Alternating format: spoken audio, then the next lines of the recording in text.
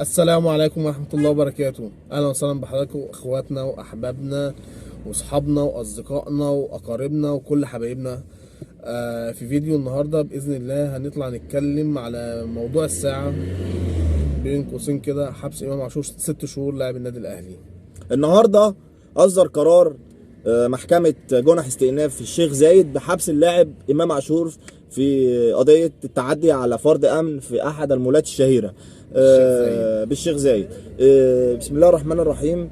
النهارده كان حديث السوشيال ميديا وطلع ترند على مواقع السوشيال ميديا كلها بحبس إمام عاشور 6 شهور في قضية التعدي على فرد الأمن.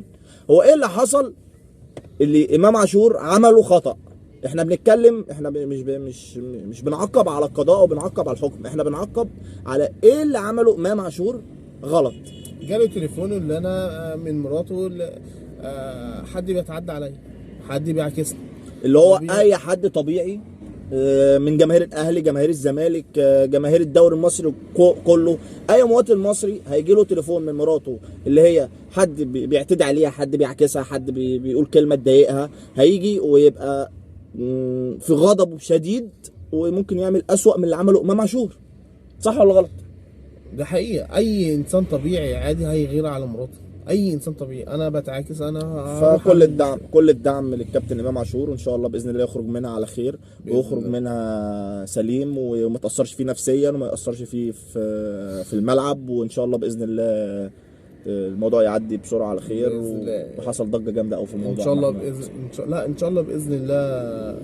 بص، هو الموضوع الطبيعي اللي هو ياخد له ايام كده هيبقى ترند، حبس امام عاشور ترند. بس النهارده ادل بتصريح المحامي بتاعه سياده المستشار محمد عثمان هيروح بكره يعمل معارضه على الحكم، وطبقا لتصريحاته يعني اللي بعد المعارضه على طول بيتوقف تنفيذ الحكم.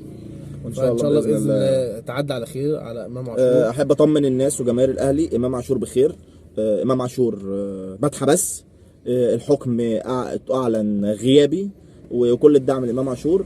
واحنا مش هنتكلم ولا هنقول الموضوع بتاع القضيه بتاعت احمد ابو الفتوح، عشان دي كانت قضيه يعني مش حلوه، في حصل حاله وفاه، والله يرحم المتوفي وربنا يكمل احمد فتوح على خير في طريقه السليم ويرجع تاني منتخب مصر يعني.